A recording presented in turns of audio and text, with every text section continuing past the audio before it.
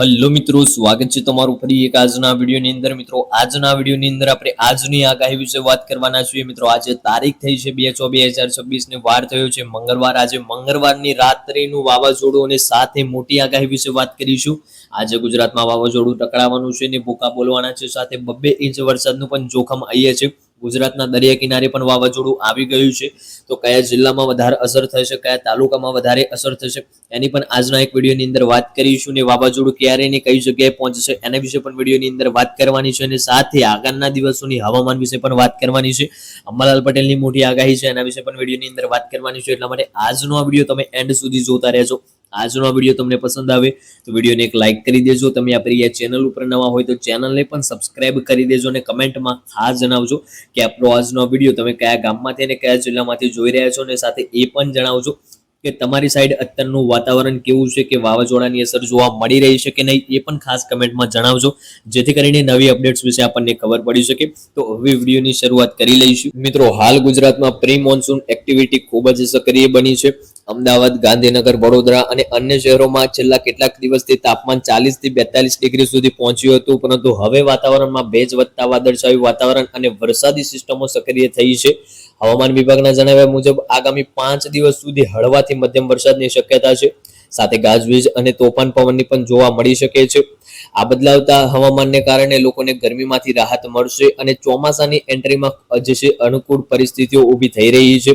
હવે વાત કરીએ સૌથી મહત્વના પ્રશ્નની કે કયા જિલ્લામાં વધારે વરસાદ થવાનો છે। આજે અને આગામી કલાકોમાં કચ્છ, મોરબી, સુરેન્દ્રનગર, રાજકોટ, બોટાદ, જુનાગઢ, અમરેલી, ભાવનગર અને ગીર સોમનાથમાં મધ્યમથી હળવા વરસાદની આગાહી કરવામાં આવી રહી છે। તે સિવાય ઉત્તર અને મધ્ય ગુજરાતના જિલ્લાઓની વાત કરીએ તો જેમ કે બનાસકાંઠા, પાટણ, મહેસાણા, સાબરકાંઠા, ગાંધીનગર, અમદાવાદ, આણંદ, ખેડા, અરવલ્લી, પંચમહાલ, વડોદરા, દાહોદ તેમજ દક્ષિણ ગુજરાતના જિલ્લાની વાત કરી લઈએ તો ભરૂચ, નર્મદા, સુરત, તાપી, નવસારી, વલસાડ ને ડાંગના વિસ્તારોમાં પણ હળવાથી મધ્યમ વરસાદની શક્યતા રહેલી છે। ખાસ કરીને ભરૂચ, વડોદરા, અમદાવાદ અને સુરત માટે હવામાન વિભાગે સાવચેતી રાખવાની અપીલ કરી છે, સાથે ગાજવીજ અને તોફાની પવનનું પણ એલર્ટ આપવામાં આવ્યું છે। મિત્રો માત્ર વરસાદ જ નહીં પરંતુ ગાજવીજ અને પવન સાથે પણ મોટી ચિંતા બની શકે છે।